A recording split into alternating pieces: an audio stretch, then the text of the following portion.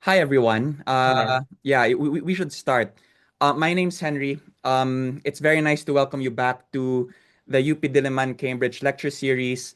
Once again, I'm seeing a lot of old faces who have been joining us over the past few years.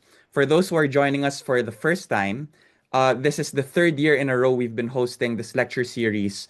The purpose of the UPD Cambridge and UPD Oxford lecture series is to promote topics in analytic philosophy in the Philippines, specifically topics which Filipinos normally do not have much familiarity with or much access to. Why? Simply because we want to broaden our intellectual horizons. So, today we are very lucky to have nobody else but the chair of the philosophy faculty here at Cambridge. His name is Professor Alexander Bird, who is also the Bertrand Russell Professor of Philosophy currently at Cambridge. So he is one of the most important and outstanding philosophers we have. Definitely, he's one of the most outstanding lecturers I've ever had the pleasure of listening to. His classes are always full and they're the best. But I'm going to let Alexander do the speaking for himself. Okay, so I'm going to turn over the floor to our MC for today. Kurt, as I mentioned earlier, Kurt is one of our young instructors here at the Department of Philosophy, and he's going to tell you all about the program today. So thanks very much. As usual, after Alexander speaks, we're going to have a short, we're going to have a Q&A session where you're going to be able to ask all of the questions that you might come up with during the lecture. Okay, so go ahead, Kurt, take it away. Okay. Thank you so much, Sir Henry. Good evening, everyone, and perhaps to some of you, good afternoon. I am Kurt Christian Tubera. I'll be your host for today's online lecture. On behalf of the UP Diliman Department of Philosophy, I welcome all of you to this year's UPD Cambridge Philosophy Lecture Series. Now, we are grateful that you all could join us for what promises to be another insightful discussion. But of course, before we proceed to that, we need to have a few reminders. So here are some reminders. You can read them on the screen. Perhaps I can read them to you as well. So the first one is please observe proper decorum and respect throughout the event. The second one is everyone is requested to mute their microphones unless called to raise a question. And finally, after the lecture, the floor will be open to those who have questions or clarifications. So during the lecture, if you have questions already, we encourage you to keep them. And maybe perhaps by the end of the session or the lecture, you can raise them. Okay. Okay. Once again, in the previous installments of the UPD Cambridge Philosophy Lecture Series, we hosted 4 philosophers from Cambridge. You can see them here in the screen. We had 2 in 2024 and 2 in 2025. Now, for this year's lecture series, we have another 4 philosophers to deliver another set of thought-provoking talks. So last Monday, I'm sure you're there, we had the opportunity to learn from Professor Will Hornet, who spoke on the form of agency. And today, what we have in store is another lecture that would definitely bring us to another intriguing area of philosophy. Now, to guide us through this series' second philosophical journey, I would like to introduce one of the most prominent and prolific writers on the matter of philosophy of science, Professor Alexander Bird. Now, Professor Alexander Bird is the Bertrand Russell Professor of Philosophy at Cambridge and the Fellow of St. John's College, Cambridge. He teaches and researches in philosophy of science, epistemology, metaphysics and history, and philosophy of medicine. He's currently engaged on a project titled Creativity Across the Arts and Sciences with Alison Hills. Alexander was previously Peter Sowerby, a professor of philosophy and medicine at King's College, London, and before that, the professor of philosophy at the University of Bristol. He also taught at the University of Edinburgh, Dartmouth College, St. Louis University, and the University of Bergamo. His published works include Knowing Science, Nature's Metaphysics, Thomas Kuhn, and Philosophy of Science. He is a corresponding member of the Academy of Moral and Political Sciences in the Institute de France and a member of Academia Europaea. Everyone, let us give A warm welcome to Professor Alexander Bird.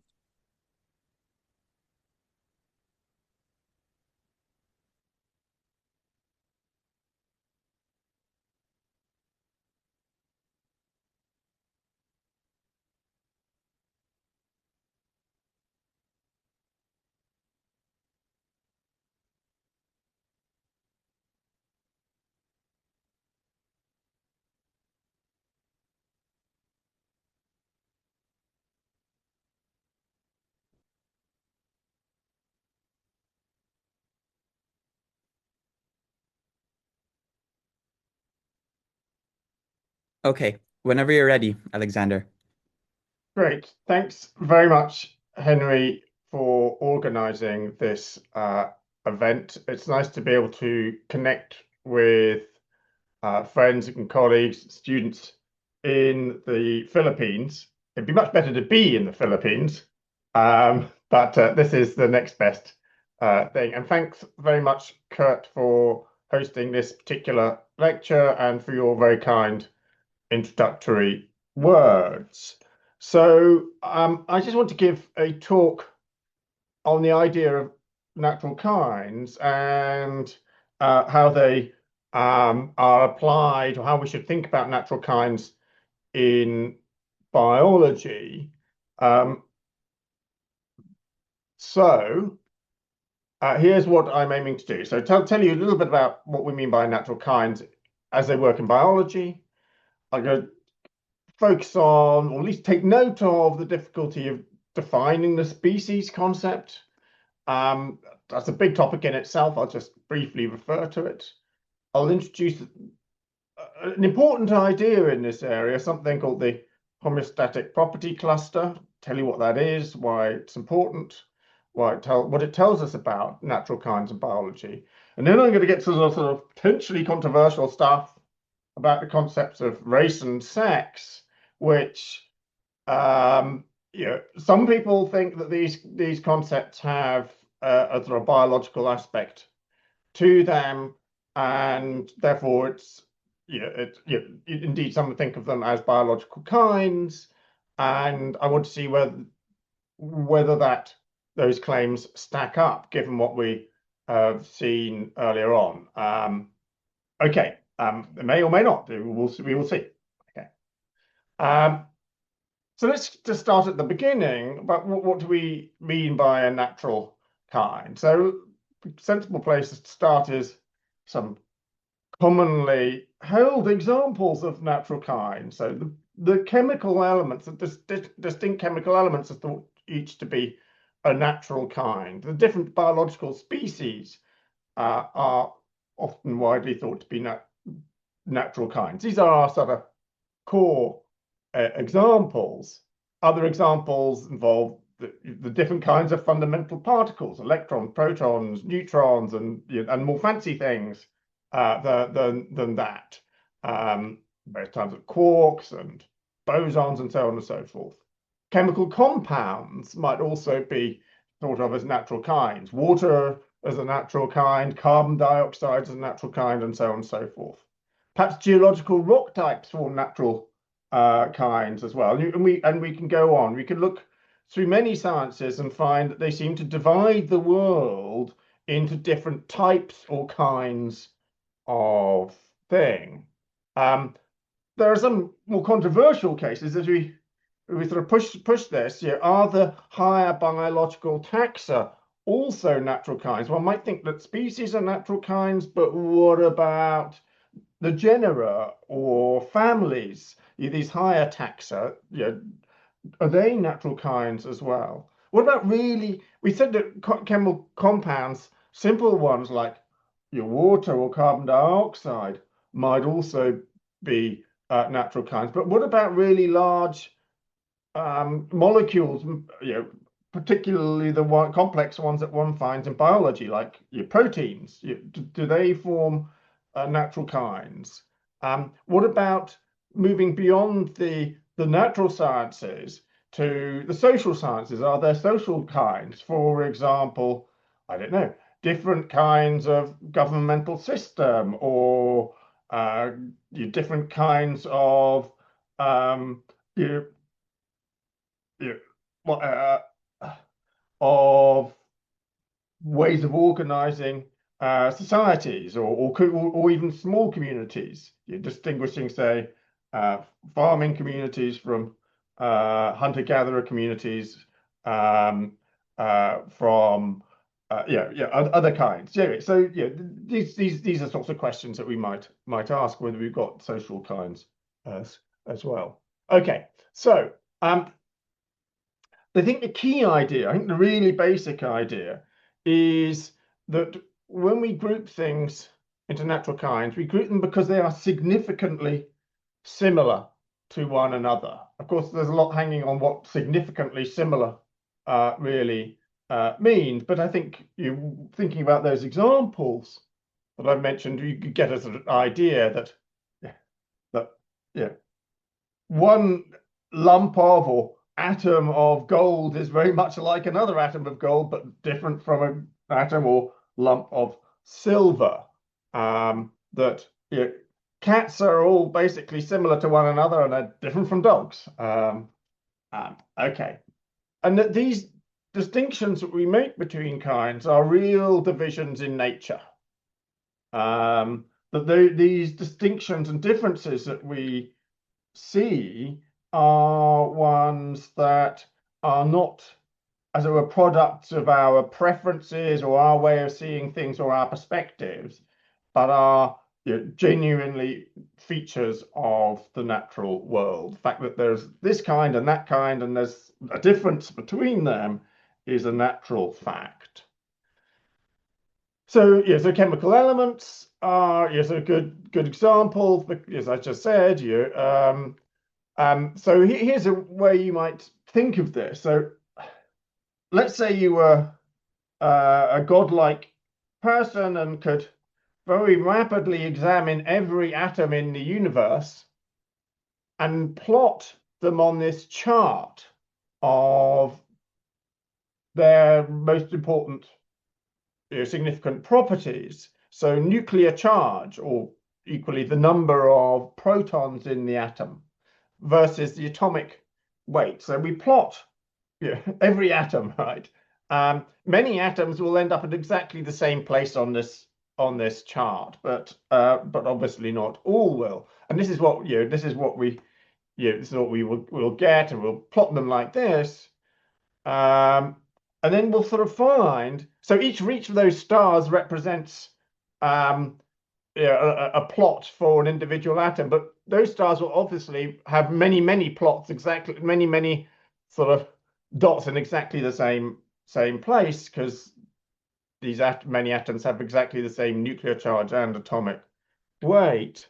Okay, so we've done this, and look, they group in this nice way, right? So we can say, oh, look, there. These are sort of grouping themselves according to their nuclear charge in a neat kind of way.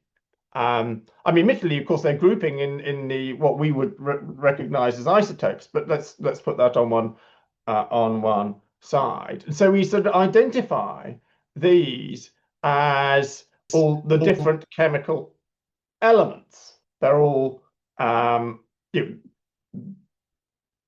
these, and this seems exactly a really nice example of a set of natural kinds. Admittedly, as I say, there's a question about whether we could go more fine-grained and talk about the isotopes as natural kinds as well, and I think that's a reasonable thing to do.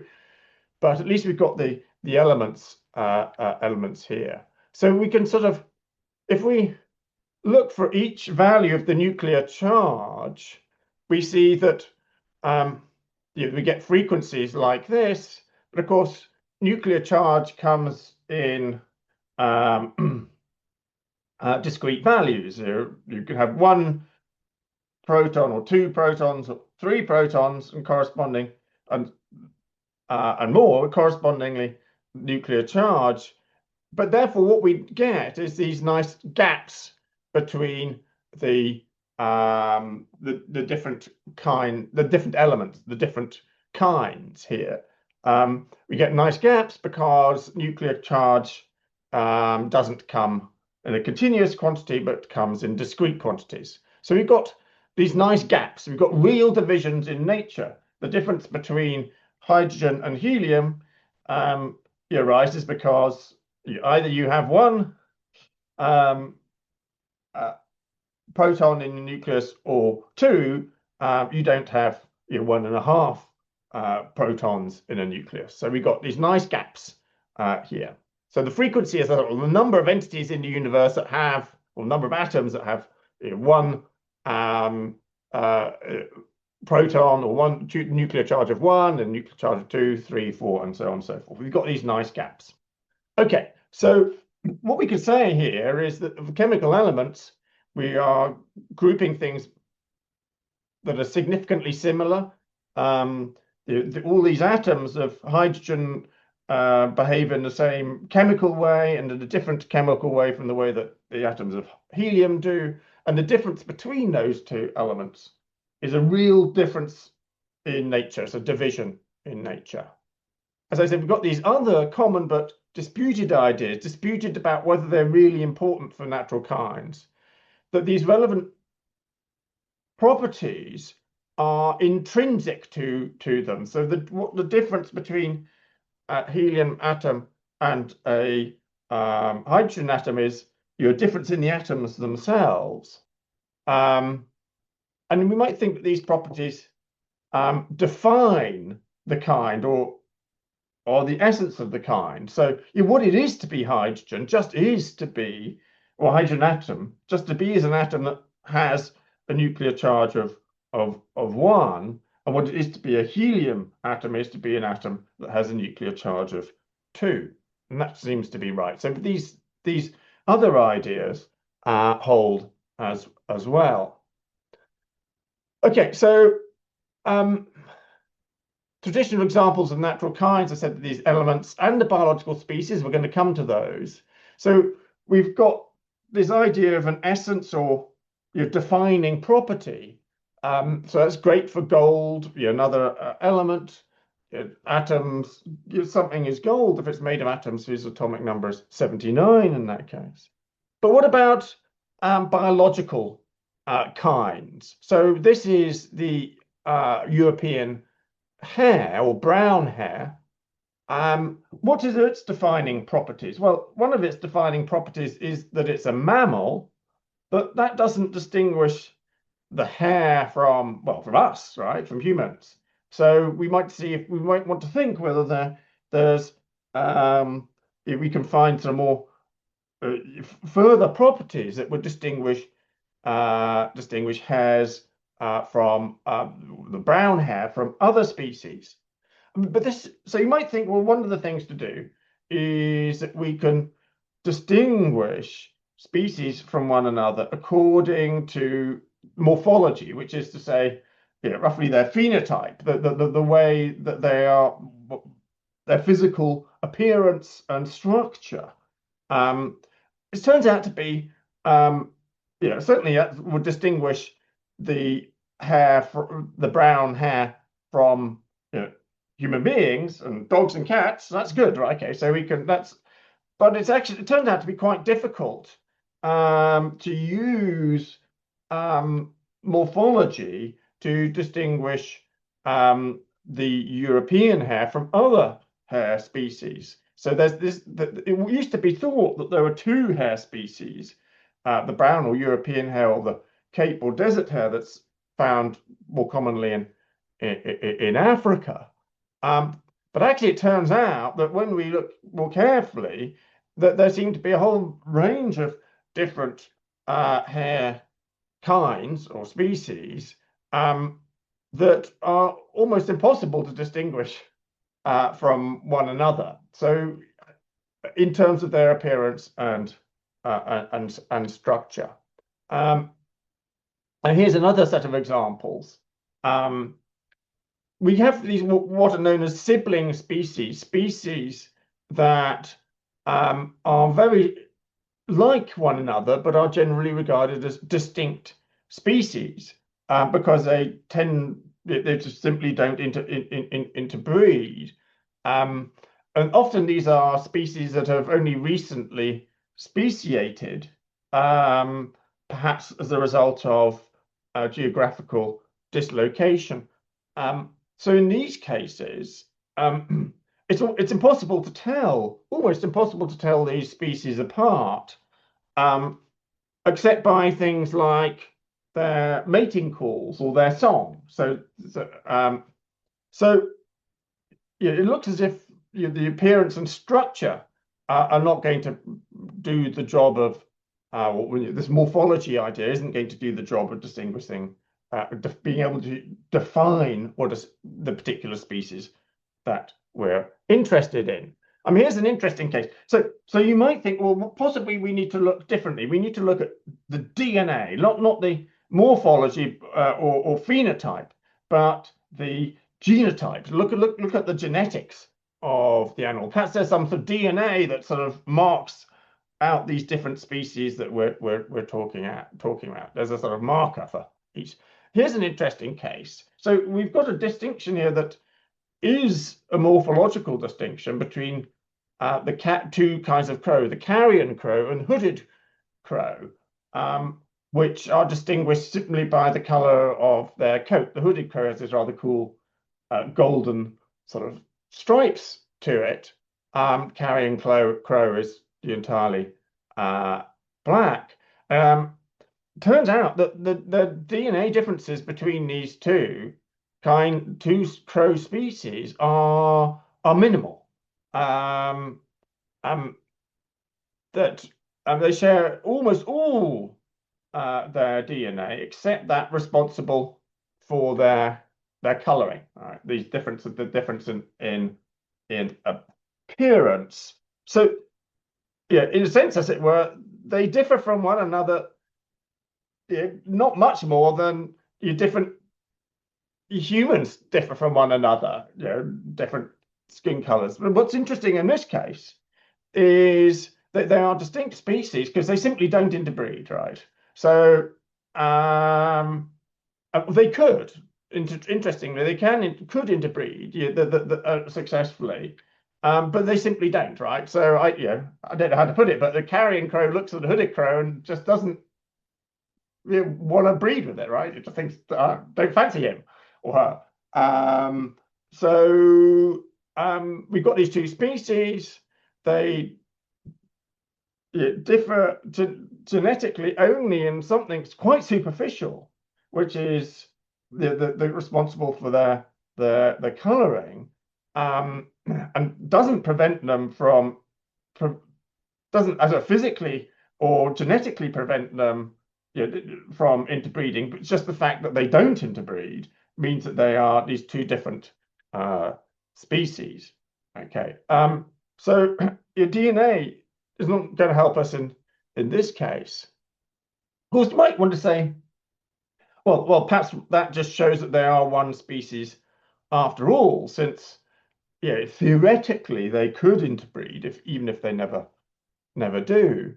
And this might be thought to be one interpretation of this biological species concept due to the super important evolutionary biologist Ernst Mayr, who said that species are groups of interbreeding natural populations that are reproductively isolated from other such groups. So you sort of think of these natural populations of animals that are reproductively isolated, meaning that they don't or can't interbreed with one another. Cats and dogs, they don't interbreed with one another. So we could take this in a very strong way to mean no case can we get one individual from one group and an individual from another group, and in no case is it possible, even theoretically, for them to reproduce with fertile offspring. In which case you might want to say these two kinds of crow really are one species after all. But the problem is that biologists don't think that in fact that's how we ought to distinguish species. So, for example, Homo sapiens and Neanderthal man could interbreed and did interbreed, and but they're generally regarded as two distinct species. So one needs to have a more relaxed reading of Meyer's criterion if it's to work for the way that we in fact classify species. It's going to be much vaguer. It's going to be more likely they tend not to interbreed, or they interbreed with one of each much less frequently than they breed within the group. Furthermore, this is a problematic. If you think that the notion of species applies broadly across biology, then this is problematic because Meyer's account applies only to sexually reproducing species.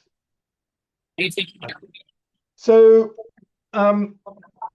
what has happened is that biologists and their friends who are philosophers of biology have come up with a whole range of alternative ways of understanding the species concept. And here's a list of the most important ones. Well, what this really goes to show, I think, is that we don't really have a single very clear species concept. And I think that's largely a product of the complexity of biology. Anyway, and I will leave that there. But just to point out, really, what it means is that we can't find, unlike for the case of chemical elements, we can't find for each species a defining characteristic that will pick out just the members of that species. The phenotype and morphology won't do, neither will DNA. So we don't have ways of saying these are the set of properties that all cats have, or all brown hares have, or all human beings, members of the species Homo sapiens have. We can't really say what that is, that you think that all humans have, but distinguishes us, for example, from Neanderthals. Okay. So this is a conclusion that we have to reach, that makes the species in the biological case different from the case of chemical elements. Okay. Right. So here was our case. Here was how things looked for when we plotted individual atoms against important explanatory properties in physics and chemistry, and we got these nice groupings into of all the atoms.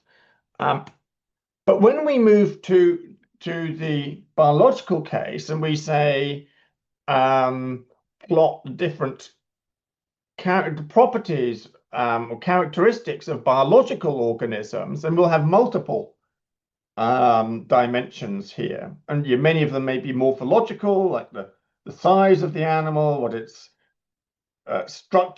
internal structures are, its anatomy, what its external coloration is, and so on and so forth. And as we know that every individual organism is somehow going to be a little bit different in some respect from other organisms. So when we plot all our individual organisms on our multi-dimensional graph or chart, we'll find them they're scattered all over the place. But what we also find is that they tend to cluster. So, I mean, let's say this was just human beings, and one of these dimensions was height. Let's say adult human beings. Then along one of these dimensions, you will get some very tall individuals and some very short individuals, but most people will have a height that's somewhere in the middle, right? And that's where most people will be. Similarly for weight and for biologically important properties that of many different kinds. Most human beings are mostly similar to most other human beings, so you'll get this sort of clumping effect. An important idea is that this clumping effect persists over time, and it persists over time for good biological reasons. There's a reason why there aren't very many people who are 3 meters tall. In fact, I know people are 3 meters tall, but when we get, it turns out people who are extraordinarily tall, are in fact have significant health problems as a result. And what that means is that they are less likely to be able to breed successfully. I mean, it seems odd to talk about human beings in this case, but one could think about it true with any other animals, that the outliers, that ones that have extreme values of properties, on the whole, having an extreme value of a biologically important property is generally not good news. Generally accompanied by health problems, and makes the individual less likely to be able to reproduce and produce the next generation. So that means that the next generation, the next generation is mostly going to be made up by people who are of the average property, because those are the ones that are most likely to be able to breed. So extreme cases, the outliers tend to be not to get reproduced in the next generation. Of course, chance, mutation, and so forth will produce some, but there's always going to be this process that keeps the majority of individuals somewhere around the middle of the clump, middle around of this cluster. So what that means is that this clustering thing is not some accident or sort of artifact of statistics. It's a real biological fact that most human beings are mostly similar to most other human beings, because ones that are very considerably dissimilar are less likely to be successful in producing the next generation. Okay, that's going to be an important idea. And what it means is that the properties that the one held by the animals or whatever, it could be plants or whatever it is, near the center, these properties cluster together. These properties are good for predicting that the other properties are going to be held as well. So we know that what this means is that average height, average weight, and so on and so forth, these properties are highly predictive of one another. Okay, and that's what we mean by a homeostatic property cluster. These are the features. These near average features will tend to cluster because of this homeostatic process. So a homeostatic process is a process that brings extreme cases closer to the center, somewhat like a thermostat in your home. If you have a home thermostat that will heat up your home if it gets too cold, or turn on the air conditioning if it gets too hot, then that's a homeostatic process, because it means that the temperature of your house will tend most of the time to be the medium temperature, the one you want it to be. Even if on a hot day it will temporarily get very warm, the air conditioning will kick in and cool it down to the temperature you want it to be, and vice versa for or a cold day. And that's what's going on here with biological kinds, that the processes of evolution and natural selection, so forth, mean that extreme cases get less likely to reproduce, and so most cases end up being in the middle. Okay, right. I think that's. I hope you've got that. I hope you've got this idea that this is non-accidental clumping. Okay, so what that means is you will get when you get two species, you might get a picture like this. You can see sort of two centers of gravity, two clumps going on here, even though there are some cases that look very much in between. Okay, what we've got is not a picture like this, where for elementary particles, the elements and other chemical kinds, where you've got gaps, but they're very sharp gaps. They're empty gaps. They're like chasms, canyons. What we've got in biological kinds is more like this. We've got gaps, but they're more like valleys, where there are some cases, but rather fewer than on each side. So going back to this case, a nice example of the homeostatic process in action is with horses. That clump represents horses, and this clump here represents donkeys. There are some intermediate creatures.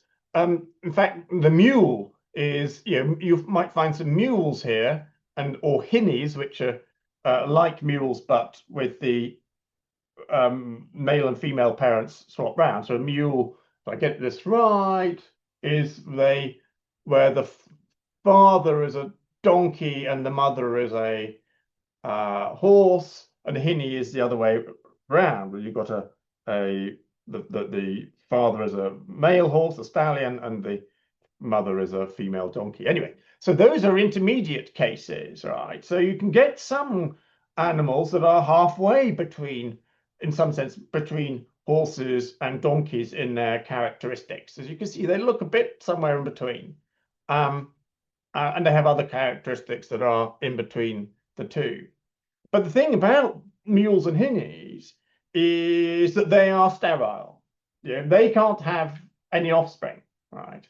So that intermediate space between horses and donkeys is always going to be more sparsely populated than the center of the clumps on each side. So we've definitely got this sort of that's the sort of picture that we've got for horses and donkeys, or with two lumps. We've got horse. We've got donkeys, and we've got some in between, but not nearly as many as on each side. Okay, so this is what's going on here. Lots of horses, lots of donkeys, some in between, mules and hinnies, but not very many, because they're infertile. They can't reproduce, right? Okay. So I hope that explains this sense of biological kinds having this sort of valley shape between them. There's a real distinction between horses and donkeys. They are distinct kinds, but there are intermediate types as well, but not as many, because of this homeostatic process that keeps horses and donkeys apart. Okay, right. Okay, so now I'm going to get on to the sort of more, I don't know whether it's controversial, but anyway, it's the sort of sensitive areas of race and sex. Yeah, I suspect some of these things I might say might be thought to be controversial. But I think that since people do talk about these issues in relation to biology, it's worth saying something about them, how they connect to what I've just been saying, because it's certainly the case that there are some people who think of different races of human beings as clearly not like species, but as genuine biological kinds. And many people would say the same about the two sexes. Okay, so do either set of people have anything right about what they say? Okay, so here we go. So one way to start is to introduce what some people will call the historical or folk concept of race. So this is an idea that they think that is sort of commonly out there, associated with the terminology of race. And here's the idea, that this idea of race is biologically based, that there's some set of conditions that establish race membership, that someone's race is heritable from their parents, that it's linked to a geographical ancestral origin, where your ancestors came from, Africa, Europe, Asia, or whatever, and it's associated with distinctive phenotypical characters, most obviously skin color, but possibly other things as well. Okay, so this is the sort of folk concept of race that we find in been discussed by a number of philosophers of race. Okay, so it's natural to think that race is associated with a genotype. There's a genotype of all people who are Afro-Caribbean. It's some bit of their DNA or genotype that makes someone belong to that race. It's therefore biologically based. This genotype will define race membership. Clearly, genotypes can be inherited, and they are clearly linked to, on this idea, linked to a particular place of origin, and associated with these distinctive phenotypical characters, such as skin color. Okay, so here are different views one can have about race as just described. That concept. You could take a sort of realist or naturalist view, or a skeptical or limitativist view. There's no such thing really as race so described. Then there's this idea of race population naturalism that I'll come to. And then there's race constructivism, which I won't discuss much. Anyway,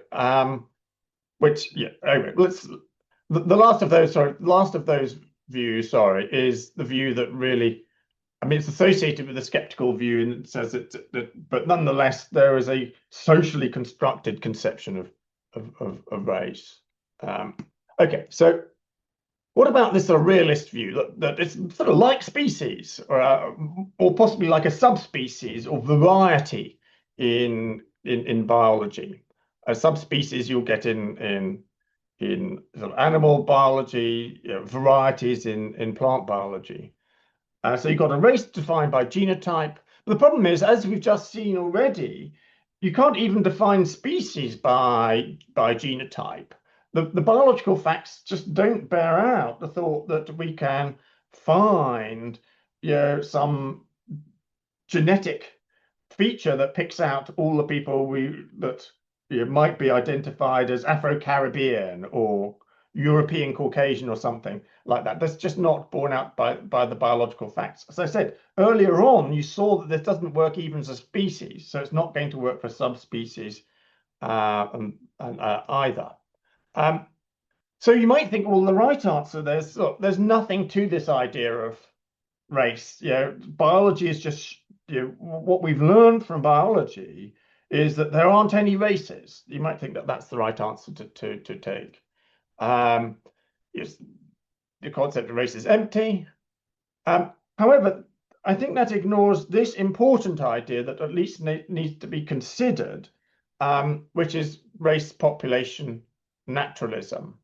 So look, so the point is that the very first view, the sort of standard race realism or naturalism, that says races are defined by a genotype, and there's a genetic marker for different races. That as we said, look, we saw that doesn't work that's wrong for biological reasons. But on the other hand, but when we saw that in the case of species, we didn't leap to the conclusion there are no species.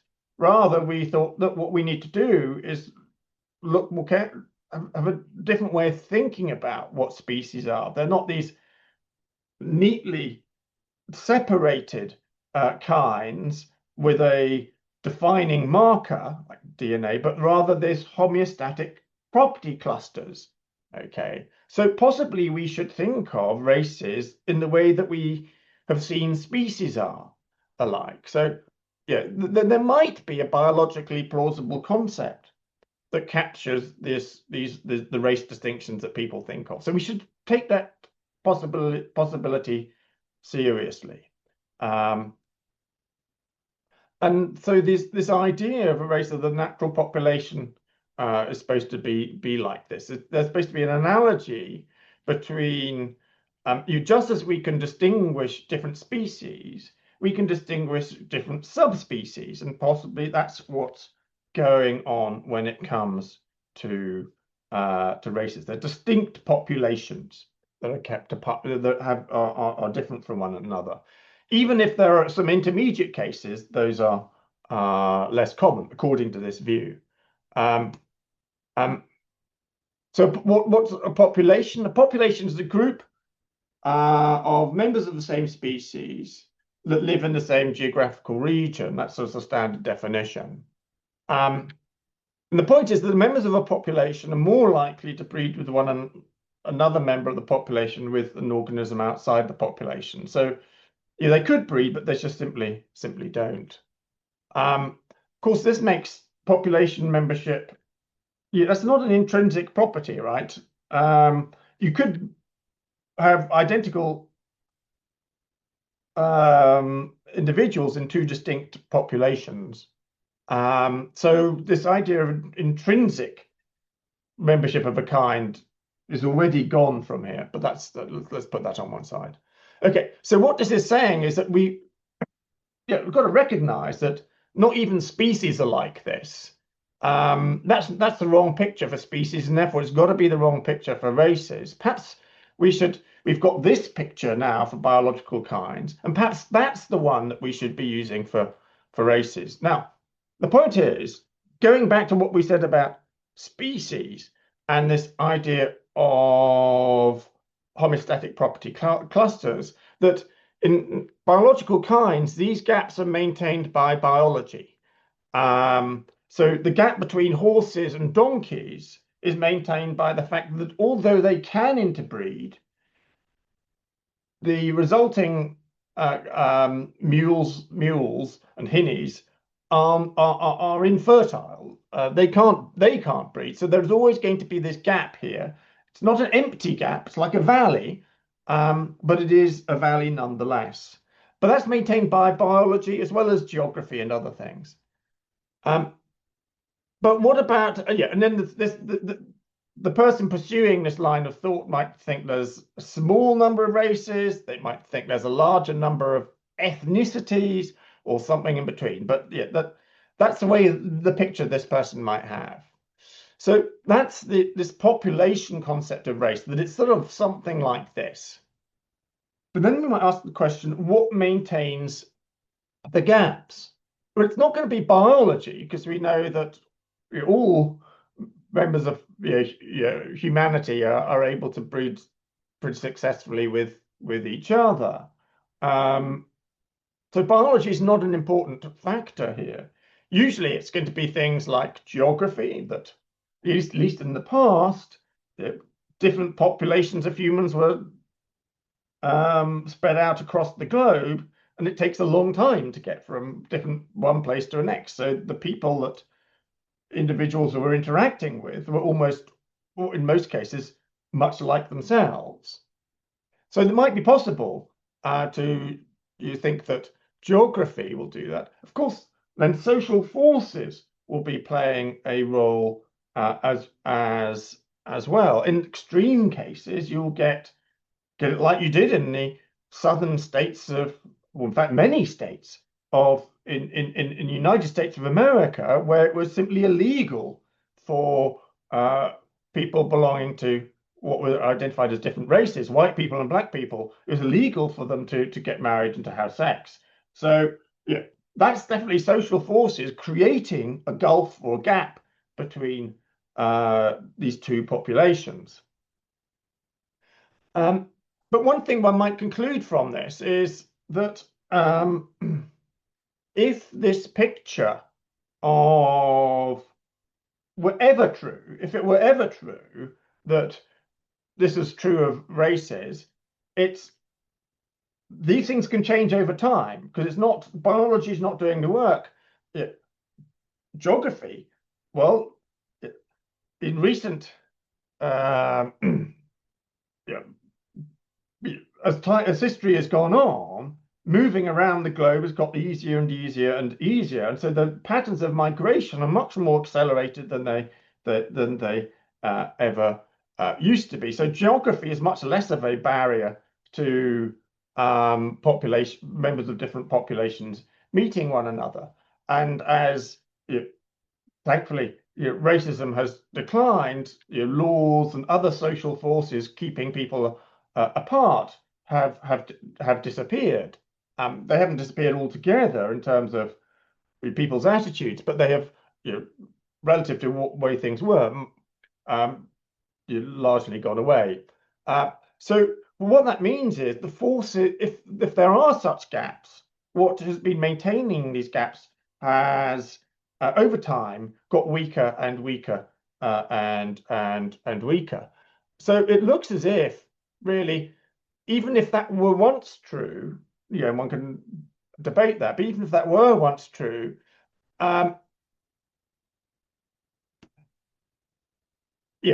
what this means is that the population of concepts of race is partly sociological, but more importantly, the important difference is that that the world is now like this, as it were. Yeah, we don't have any significant valleys anymore, or as time goes on, they have become eradicated because there are no biological forces maintaining these, and the social and geographical forces that maintain any gaps have become weaker over time. So over time, we found that there's, so what this means is there's no biological basis for a concept of race anymore. Okay. So the hardcore race realist view is wrong. I think the population naturalist view is wrong. Even if it was once right, it's not right anymore. And therefore, the correct view about race is that there is no biological basis for a concept of race. There may be a social basis for one that we need to consider, and perhaps that's that's something to think about. Okay, right. I'll wrap up by talking about. Okay, we've done race, sensitive topic. Let's talk about another one: sex and gender. Okay, so what I'm interested, so here it's often that this stuff is taught, this material from sex and race or gender and race are taught side by side, and yeah, that's worth doing up to a point. But we will see that there are some important differences. So one might think that there are similar sets of possibilities here. There's a sort of realist naturalist view. There's a sort of skeptical or limitativist view. There is no biological idea of sex. There's a population naturalism doesn't quite make sense in this context. But a move analogous to the one that we've heard about already with respect to race does make sense. And then there's a constructivist view to be considered as well. Okay. So what would the sort of sex realist or naturalist view? Well, on this view, by analogy with race, it'd be biologically based. It would imply a set of biologically necessary and sufficient conditions for gender membership or sex membership, rather. Heritable, that doesn't make any sense in this context. Neither does link to geographical origin. That doesn't make any sense. But associated with distinct phenotypical characters, well, most obviously the possession of sexual organs. Okay, and that's the sort of that would be the sort of key idea that's going on here. Now, yeah, so here's the proposal from this view is there's a bona fide categorization that does this, and that's what we mean by sex. There's males and there's females. Then there's the question about, but what about this concept of gender? Men and women, or masculine, feminine, as well as sex. So one view is that, there's only one concept here: gender and sex are the same thing. And then there's a different view that says, look, sex may be a real thing, but we need a social concept of gender as well. And I think the extent to which you think you might need a social concept, gender, might depend upon whether you think that the social concept is sort of causally fixed or not causally fixed by sex. If you think that the social roles associated with male and female can and should be unlinked to being biologically male or biologically female, then you think we really need a concept of gender to identify the fact that these gender roles don't tie up or shouldn't tie up with biological sex. Okay, but let's put that. The sex skepticism or limitativist view says, that we shouldn't think of sex as these two sexes. We should get rid of the concept of sex because it implies there are just two sexes and they're clearly distinct. And very frequently in this debate at this point comes mention of cases of intersex. Okay, so this is where we need to look at what's going on. So some biology. So what's going on here is that the human normal human, almost all humans have 46 chromosomes in 23 pairs. 22 of these pairs are called autosomes, but there's one pair of sex chromosomes, right? These are the autosomes, but these are the ones that we're really interested in, because if the sex realism view might take the view that this is what will do the job of defining the different sexes. If you have two X chromosomes, then you're female. If you have an X chromosome and a Y chromosome, then you're male. Job done. We've got a genetic basis of making a distinction between male and female. But the point about that might be made and is made by some about intersex as well. That may be in many cases, but there are many, but there are actually these interesting cases of intersex, which don't seem to be properly or fully male or female, and that this means that there isn't a genuine distinction between male and female. There aren't the two sexes. Perhaps there's more than two sexes. Yes, it's been claimed that there are five sexes. Or you might just thought it just means that there's no real distinction between two. That sex is not a well biologically well-based concept. So what we've got are these multiple different cases, which are often grouped under this heading of intersex. In fact, two of these cases I don't think really are of very significant, really interesting cases. So on the extreme left here, we've got this what's called late onset congenital adrenal hyperplasia. These are people who have two X chromosomes. They have a female phenotype, but it's slightly more masculine than the average woman, and that's for hormonal reasons. There's some cases of infertility and less frequent menstruation, but there's no reason, biological reason, not to regard these people as just perfectly ordinary females. At the other end, on the far right here, we've got individuals with XY chromosomes who have a malformation of the male genitals, but in a way that is quite easily corrected by surgery, and these unproblematically male, even though often there'll be sort of classes intersex. But I think that's a mistake for both of these two extreme cases.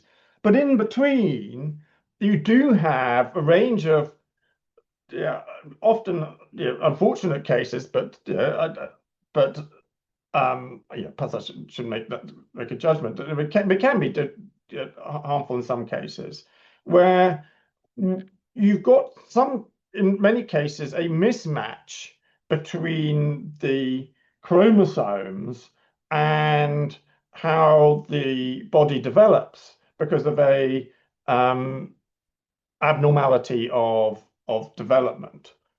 So you'll get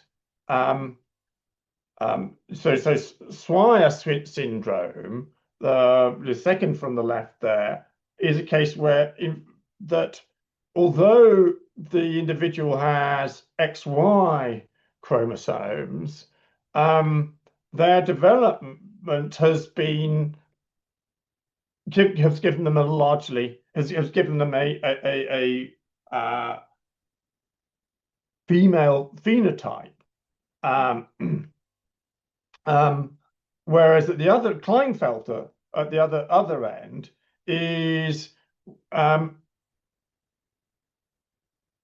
so what have we got? XX male. Yes, right. So De La Chapelle syndrome are cases where, this is a case. This one in the middle, De La Chapelle, is a case where the individual has two X chromosomes, as is common in the female genotype, but presents as male for developmental reasons of developmental disorder. Okay. Furthermore, so you've got this mismatch. So the phenotype in these cases might be male, but the genotype, or the chromosomes may say female, and vice versa. In most of these cases, there is infertility or much reduced fertility, which means that in most of these cases, most people with these conditions are unable to have children, or are much less likely to have children than most people. And as I say, that's why it is definitely a disorder rather than a different way of being. These types are unable or much less likely to reproduce than the average human. So when we used to look, we do plot all humans on a chart here. And what we find is that these intersex cases are very uncommon, and they're very uncommon for good biological reasons. The most ones mostly in the middle, because they are infertile or much reduced in fertility. And in that sense, we're in a situation that's not so dissimilar between, it has some analogy between the difference between horses and donkeys. That there are intermediate cases, but the intermediate cases, mules and hinnies, are rare because they're infertile. Okay, so these are those cases. Okay, so you might take this sort of strong sex realist view. There are two sexes, they're entirely distinct, and every human being belongs to one or other of these. So that's the view, right? That's the picture associated with that view. But clearly that's a wrong view. The view is much more like this. So here's some views that you might take. You might take the view that this two distinct sexes picture is false, and therefore we should eliminate the concept of sex. I think that's a mistake. You might take the view that this falsity shows that there are more than two sexes. That these intermediate cases are, show you've got 3, 4, 5 different sexes. The intersex case is just more sexes. I think that's a mistake as well, because those intermediate states are not, the ones right in the middle are not stable biological kinds, that they're not able to reproduce, they're infertile, so I think that shows that it's wrong to think of them as just additional sexes. No, the biology makes those intermediate cases rare, and I think that's not an appropriate way of looking at things. I think the correct way to look at this is that there are two sexes.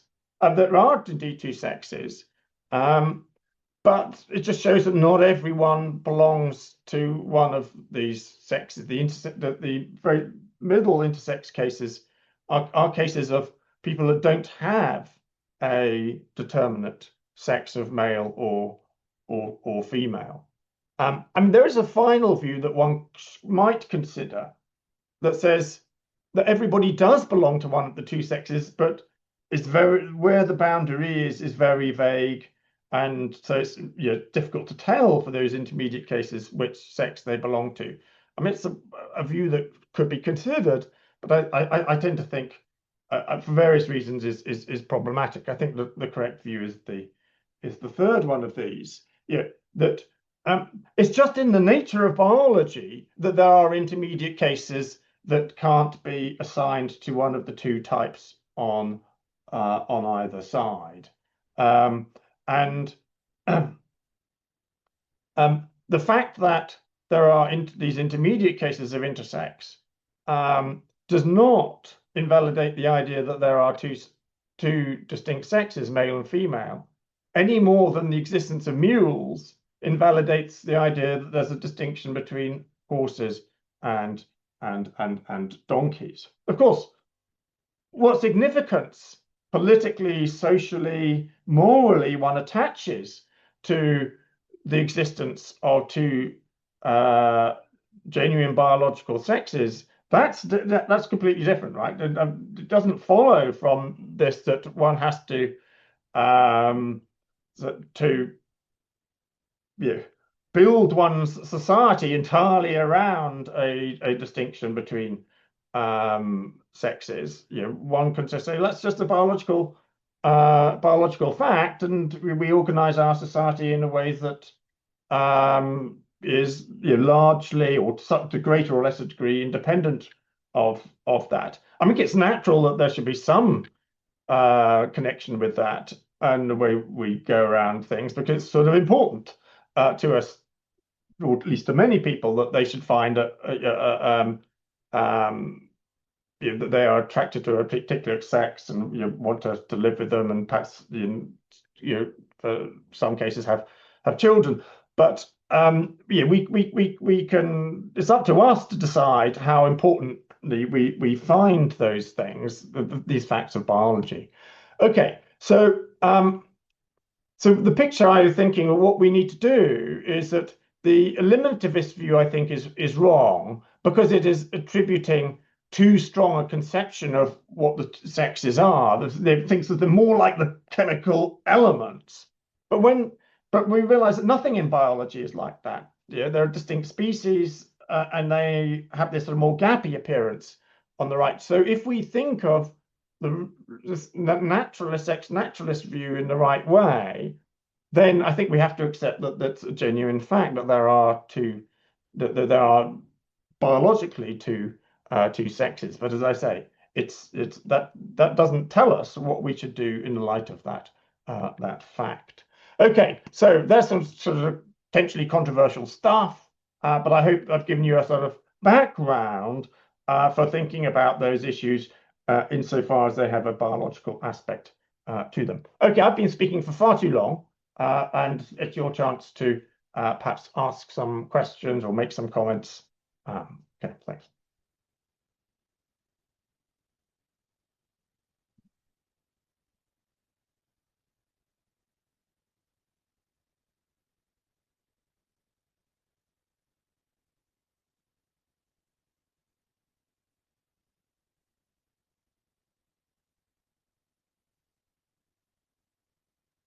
Okay, sorry for that. I was unable to unmute myself. Thank you so much, Professor Alexander Bird, for that very insightful discussion. I think the contribution of a homeostatic cluster is a very interesting idea, and I think it's an important idea as well, as you've shown in your examples. At this juncture, I'm sure that some of our participants are excited to ask their questions. So we will now transition to a question and answer session. And with this, I am handing the floor to our very own assistant professor, Mariel Zosa, who shall facilitate this portion. So, Prof. Zosa, please take the floor. Thank you, Sir Kurt. Good evening or good day, everyone. Thank you to Professor Bird for that really interesting talk. And now we open the floor for Q&A. So, as mentioned a while ago by the hosts, what you can do is please use the raise hand function. And then I will ask you to unmute yourselves. When you unmute yourselves, kindly introduce yourselves as well. Your name, where, and your affiliation as well. You may also alternatively leave some comments from the chat box as well, if you would like. So yeah, so please, for anyone who is interested in questions for Professor Alexander Bird, please do utilize the raise hand function. Okay. Are there any? Okay. I guess I can start with our. Oh, we have a number here with our very own MC and our host. Sir Kurt. Can you kindly unmute yourself and please introduce yourself again? Where you're affiliated and your question for Professor Bird. Okay. Thank you so much, Prof. Zosa. And I'll ask my question briefly. I was just very interested in your lecture, Professor Bird. My question is, this lecture is very much coherent with your theory of natural kinds as natural properties, right? My question is, perhaps this is also related to the desiderata that you've laid down on the natural kinds, or the theory of the metaphysics of natural kinds. You lay down three desiderata in your previous work, which discusses that a theory of natural kinds should be able to explain how natural kinds are related to the natural properties, which are perfectly exemplified in the homeostatic clusters. And in addition to that, it's also related to, I think, how the natural kinds imply are related to what its implied natural properties. I'm curious though, how can you expound further on the third part, or the third point in your desiderata, which focuses on how the natural kinds are related to perhaps the laws, the scientific laws, the assumptions that we have in the metaphysics of science. I think you've mentioned some which are related to perhaps biology and so on. So that's a question that I'd like to further explore. Thank you, Prof. Thank you very much, Kurt. Okay, good question. So I do think that the natural kinds relate to the laws of nature, but I think that the connection is less strong than some people have. For example, like E.J. Lowe thinks that the laws are about natural kinds. I think that's not correct. I think the laws are about natural properties.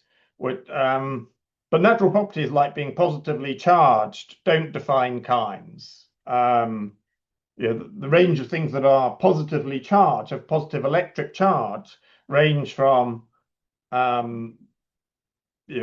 protons in the atom through to a balloon that you rub on your jersey and sticks to the wall to the sun is positively charged. Right? These things don't form a kind. So the relationship has got to be a little bit more subtle, and I think the relationship really comes in the question: what is it about nature that maintains the gaps between the kinds? That's the question. And as it were, it's the laws of nature that make it the case that in the case of the chemical elements, that protons come in discrete quantities.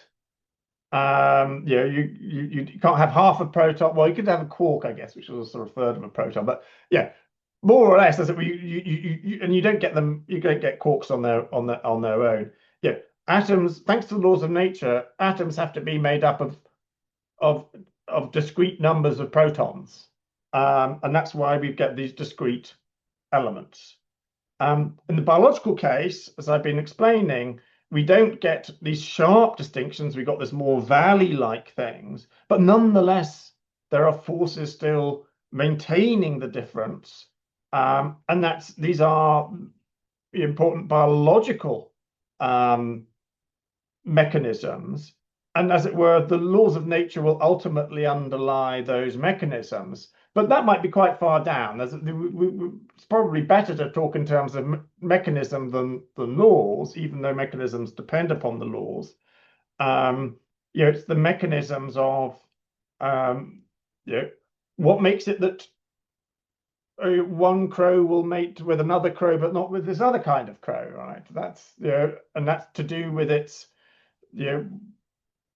something to do with its brain and its underlying biology. That mechanism will make it that these crows will mate with these crows, but not with these other ones, and therefore there's a distinction between those two kinds of crow. And I give I don't want to repeat the other examples, but but they each have a sort of a genuine mechanism that maintains the homeostatic property clusters, and those mechanisms will ultimately depend upon the laws of nature. So I think, as it were, the point is the laws of nature, they play a more obvious role in the chemical element case than in the biological case. But since it's causal mechanisms in the second case, those ultimately depend upon the laws of nature. But Thank you very much, Professor Bird. oh, I hope that also addresses your question, Sir Kurt. Okay, thank you for that interesting exchange. I'll go on to the next person who raised their hand. So I see Jewel here. When I unmute you, can you kindly introduce yourself and then, yeah, please tell us of your affiliation. Go ahead. Hi, my name is Jewel, and I'm from Marcelo H. Del Pilar National High School in Bulacan. Um, I was really interested in your talk, and I was actually anticipating your lecture. Given your account of natural kinds as non-accidental mereological concepts of properties and the difficulty in discerning biological species through concepts like DNA, morphology, and phenotype, do you view biological representations in diagrams such as the circle of life diagram or basically any diagram that separates one species from the other as products of constructivism, or are they plausible mappings of objective reality that track the divisions of natural kinds and homeostatic property clusters? Thank you so much. but that's a good question. I think it's one of these cases whereby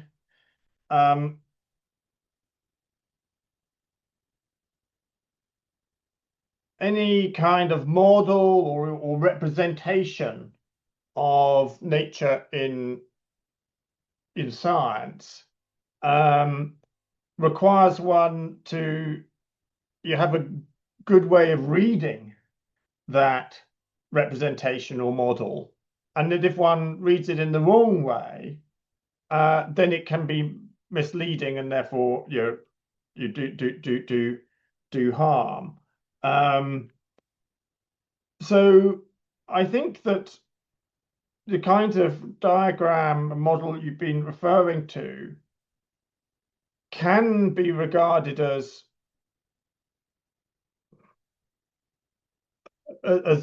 you're depicting what's going on, so long as one understands that where there might be a line around a particular species, as if there's a clear distinction between it and the next one, that would be wrong, right? That'd be wrong. But if so long as one understands that this is just that's not what the diagram is saying, or at least that's not what the diagram ought to be saying, then I think that such things are fine. We often find means of representing in science that are like that could be misconstrued.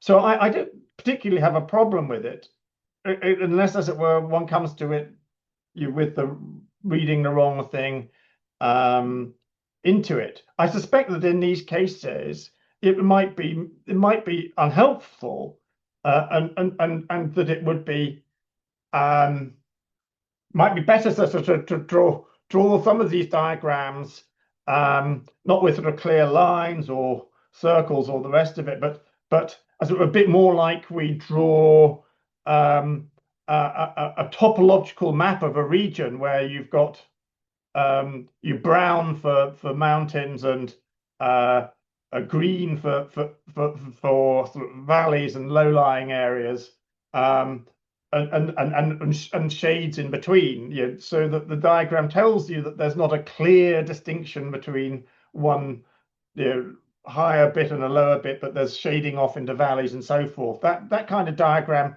possibly that would be a better way of doing the representation in the cases that you are that you're talking about. I hope, Jewel, that answers your question, because there's a sort of related question in the chat I wouldn't mind answering as well, if that's okay, Marielle. Can I do that? Go ahead, Professor Bird, no problem. So Vida Soriano asks, are the gaps between the kinds, they only exist naturally, or can they be interfered with, or man-made, or man-interfered with, or man-manipulated and enhanced, and so forth? I think that's a really good question. I think that's exactly true. So in a sense, um, my example of the horses and donkeys is a bit like that, because I'm not quite sure how often. Well, I mean, yeah, after all, horses and and donkeys are not entirely natural species in any case, right? Because they've been bred by humans over long periods, and even then, as it were, but let's say they were wild. I'm not sure how often the horses and donkeys would in fact want to interbreed. Um, you know, there are mules, but mules are often the product of deliberate breeding by humans to produce these mules because they have useful characteristics that are that's somewhere between the donkey and the horse. So they're a sort of example, even though I use that as a biological example, they're an example of the gaps being interfered with. And I guess we could sort of eliminate the gaps if we bred enough mules, as it were. In a sense, that's quite right. We can create gaps as well. I mean, breeds of dogs are where we've created gaps between sub kinds of dog, so that, and in some cases, so of course they're so extreme that it means that you'll get two different breeds of dog that, although they, you know, in a test tube you could breed a you could breed between these two dog breeds. That wouldn't be a very good idea. I mean, it wouldn't happen naturally because there's some dogs like many times the size of other dogs, right? Because little poodle or lapdog or dachshund versus a Great Dane or a huge dog. I mean, they're not going to be physically able to interbreed. And my strong suspicion is that even if you did interbreed them somehow and in a laboratory, the offspring might well not be physically very viable. I don't know that for a fact. That's just a guess. So we've got cases where that we've made man-made gaps. So I absolutely think these gaps, as I said in the race case, that there are social forces have played a role in maintaining gaps, where there's no biological reason for a gap. So I think that your question is absolutely right in its implication that we need to think about the way that we either exploit or cause or change these gaps. So that was a good question. Thank you, Professor Bird, and thank you for Jewel and Vida as well for raising those questions. There are really a lot for us to contemplate. Thank you. All right, I'll call on. We have uh if it's okay with you, Professor Bird, we have a couple more questions here. Adrian, can I ask you to unmute yourself, please? Again, introduce yourself and your affiliation. Yes, hello. I am Adrian. I am actually Sir Henry and Sir Kurt Imamzo's student from the UP Philosophy Department. Actually, I know this is about your arguments on natural kinds in biology, but my question is kind of leading into like the physics part. I hope it's okay. Yeah. So just to give context, there was an experiment, a short paper, and there was an experiment where they observed like a proton or neutron in some experiments where like in their conclusion was the the property of the proton, like the spin or polarization, I forgot which one, was observed in a beam splitter. Like the existence of the proton was observed on one arm, and its polarization was observed on another, and they can support this by saying that the materials they use for the experiment for that machine was like um the particle can't like penetrate, so why was the polarization like observed in the other arm and things like that. So basically, my question to you is, what do you think if the thesis were true, if we were to believe it true, um would you say that in that sense, then the most fundamental natural um like property or attribute is the laws of physics, or specifically I think what Locke uh uh illustrates as the primary properties of having shape, size, basically physical properties. Is that like the most fundamental thing over like uh, yeah, other properties? Yes. Okay, thanks. Could you explain? So, what was the thesis that came out of this experiment? I didn't quite get what the thesis was that this experiment was supposed to Basically, be showing. to make it short, we can observe physical things and we can separate the properties of the physical things from itself spatially or physically. So like for example, the proton is here and then the spin is on the other is here. So Right. if that Okay. thesis was true, yeah. Yeah, I mean, look, I did read physics for a while at university, but I gave up because it came too hard. So yeah, I mean, um, you're a better man than I am, Adrian, if you understand this stuff. Look, I don't know what to say about the relationship.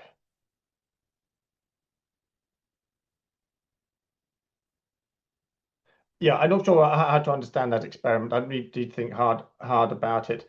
I mean, I do think there's an interesting general metaphysical question about what the relationship between the properties and particulars is.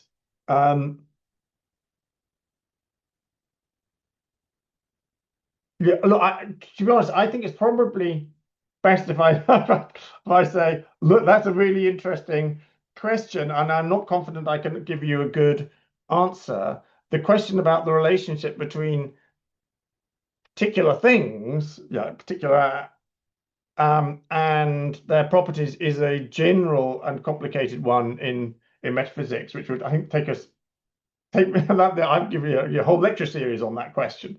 So I'm not sure I'll be able to give you a quick answer to that that now. I mean, I suppose what the question sort of does show, though, what you said it does show is um, you the picture I painted was one where the chemical elements are a nice simple case, very neat, and the biological turns out to be sort of much more, a bit more complicated. And then, therefore, it's sort of natural to think, well, what's going on at the fundamental level in physics is all nicely ordered and easily understandable, and it's simple. And it's only when you get to biology things get complicated. But it turns out that actually the fundamental physics is pretty complicated too, and it's not easy for the reasons that you've illustrated to say exactly what is going on there either. So yeah, I mean that which is a useful reminder that there's complexity at both ends of this scale, as well as not just at one end. Sorry, it wasn't a very good answer, but that's my fault. Sorry.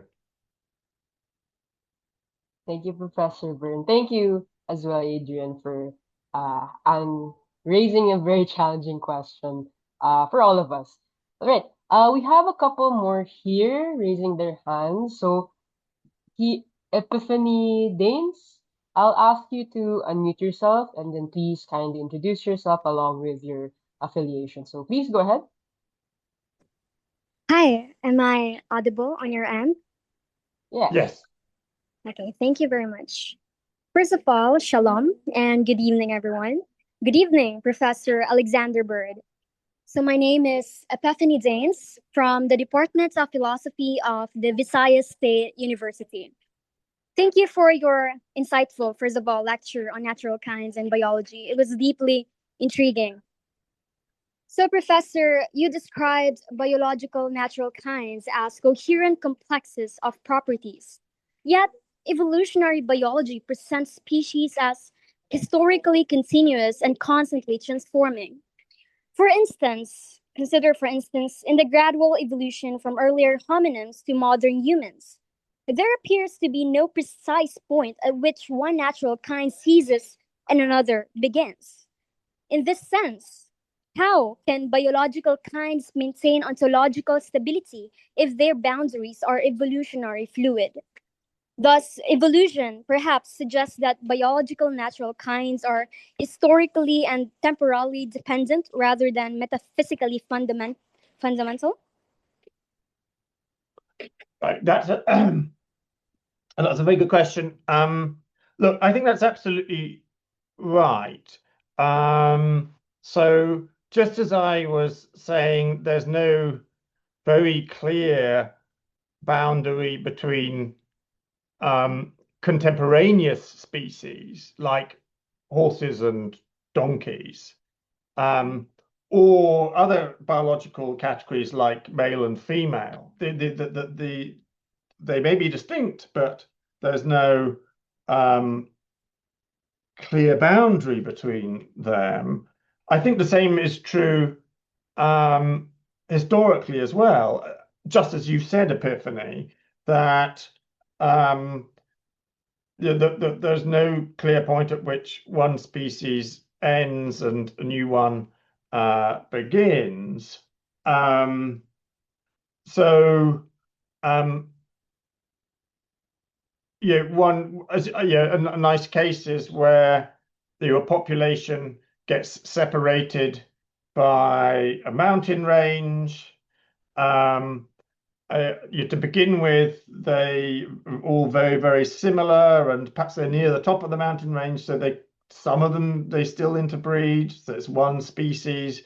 After a while, they move down the mountain sides, and each side there's no actual interbreeding, but they still could interbreed.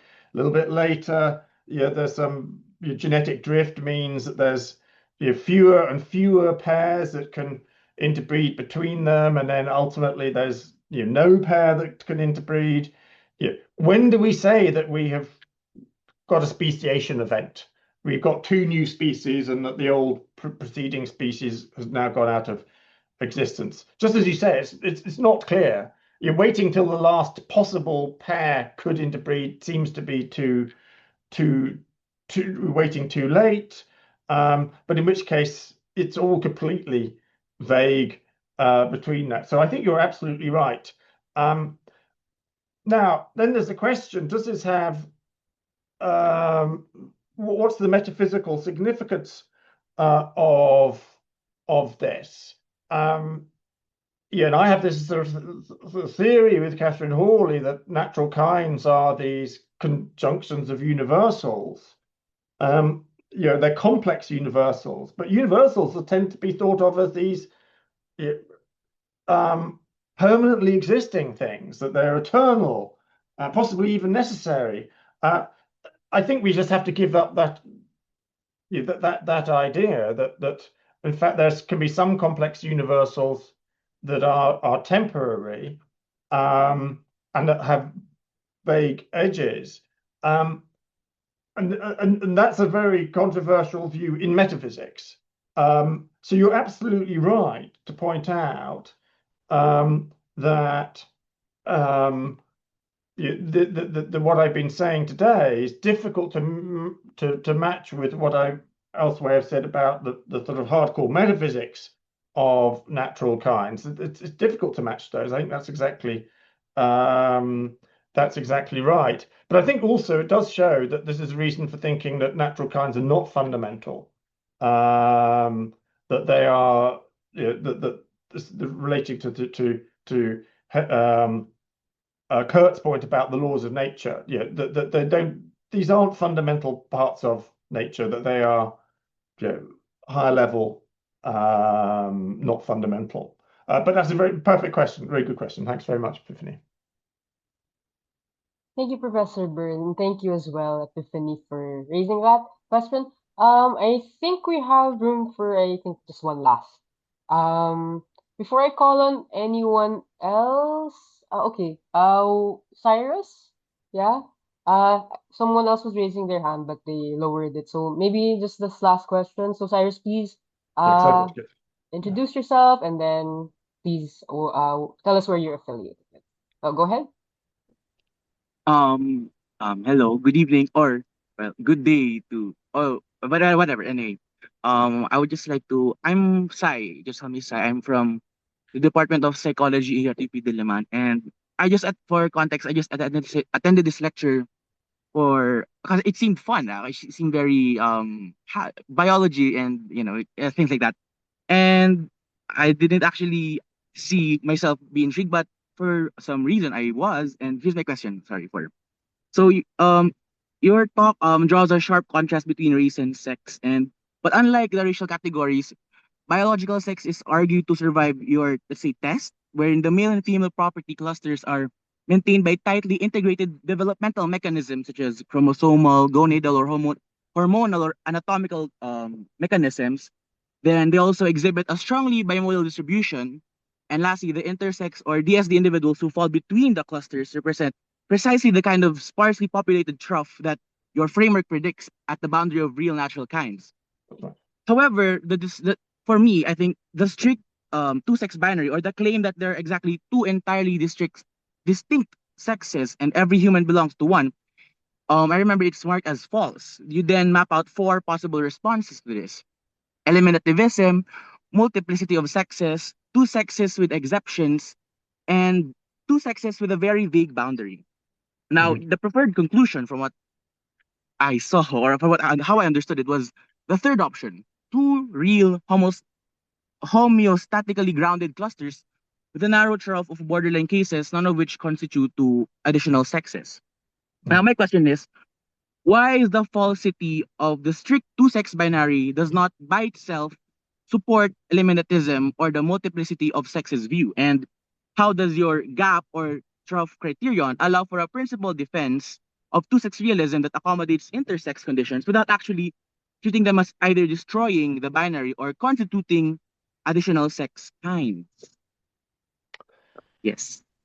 Yeah, good question. I mean, I think there's a lot more to be said here than I have said. I mean, I think that I think all the views have something to be said for them.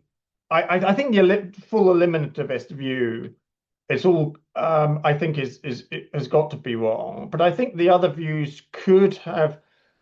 I'm disinclined. Yeah, so the view that there are multiple sexes and not just two, there's two predominant ones and several other ones. I'm disinclined to go with that because the intermediate cases are not stable. Yeah, they're not fertile, so they don't breed themselves. They're not like different populations.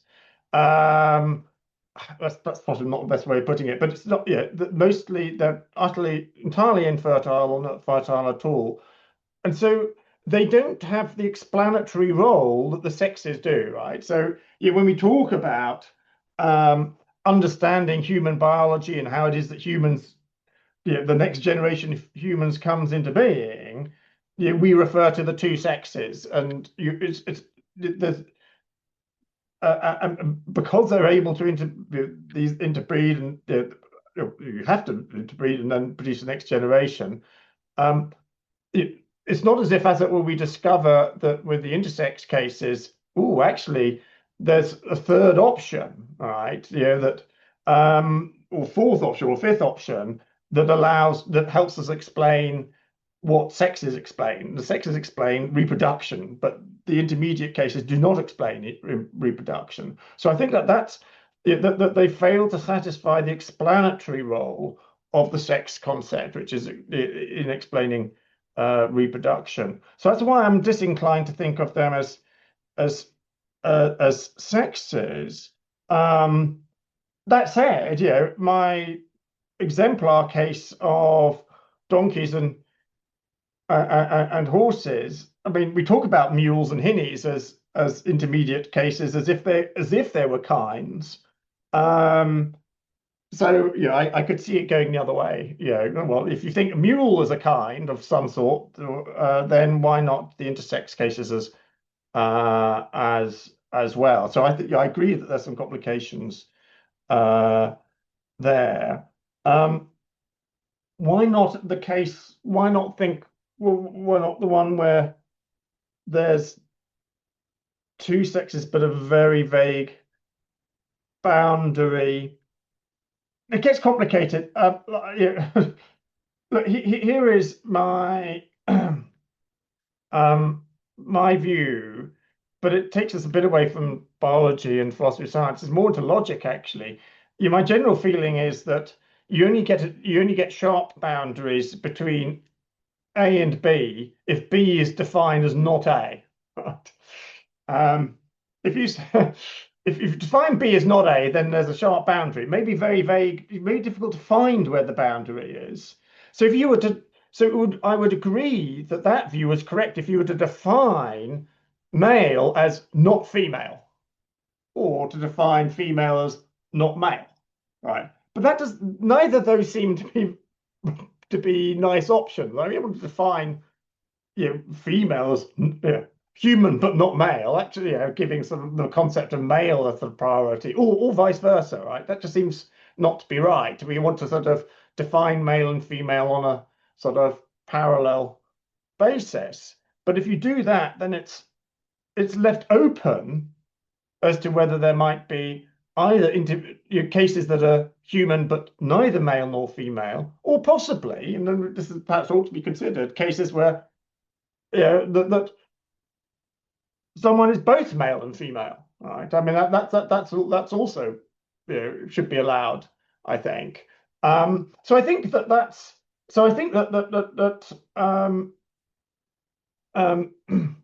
if you so I think I think that the idea that there's male and there's female and that's all there is, everybody is one or other, but it's very vague in the middle, I think is less helpful than thinking that there's male and there's female, and that a minority of cases which are either neither or sometimes or possibly both. But I sort of agree that it's not like that's definitely my view up for debate. I could see that taking a different view on that is a perfectly sensible thing to do. I mean, I think the one that isn't sensible is just saying, "Oh, there's no biological basis for a distinction at all." I don't think that really stacks up in the light of what we've been talking about. But apart from that, I think that you can think that there's some debatable different ways to go. I think that's my view, and so that's why there's, as you really clearly articulated, I think it's, although this case is often taught alongside race, I think it ends up being a very different kind of case. This is philosophy, right? There are lots of different views available, and we debate them in spirit of trying to find out and learn and so forth. Thank you, Professor Bird, and thank you, Sai. It's a very, very interesting exchange. And while we could debate on this particular matter a bit more, I'm afraid that would probably have to be the last question for today's lecture. So thank you, Professor Bird, for so graciously addressing and answering all of our audience's question. So at this point, I'm going to give back the floor to our MC, Kurt. So thank you, everyone. You've been such a wonderful audience. Go ahead, Sir Kurt. Thank you so much po, Assistant Professor Mariel Zosa, for facilitating this fruitful and engaging Q&A portion of our lecture series. So at this point, we would like to extend our gratitude to Professor Bird. Thank you so much, Professor Bird, and to those who asked their questions for this very insightful exchange today. I think, Professor Bird, your contribution has given us richer understanding on this particular discussion. And please join me in giving Professor Bird a warm round of applause. And please give yourself a warm round of applause again as well. I think these discussions are very important and very interesting. Well, thank you for inviting me to do this, and thank you for hosting this. Brilliant, and thank you to the audience for your brilliant questions. All of them were great questions. I really enjoyed discussing them with you, and good luck with your series, and thanks very much again for inviting me. Thank you so much, Professor. Now we are nearing the end of our lecture. So I would like to call on one of the department's undergraduate students and project head of this project, Micaela Gana, to give us a brief closing remark. Thank you for that, Sir Kurt. Good evening to everyone in attendance today, and a warm welcome as well to those joining us from different parts of the country and around the world even. I saw some, again, students from universities abroad, so welcome. It's a huge privilege to gather again for the third consecutive year of the UPD-Cambridge Philosophy Lecture Series and to engage in such a rich discussion this evening. As many of you already know, this lecture is only the second out of 4 sessions that we will be hosting as part of this year's collaboration with Cambridge. And tonight's exchange once again reminds us of how philosophy remains alive in the questions we ask about science, humanity, and the ways by which we make sense of the world around us.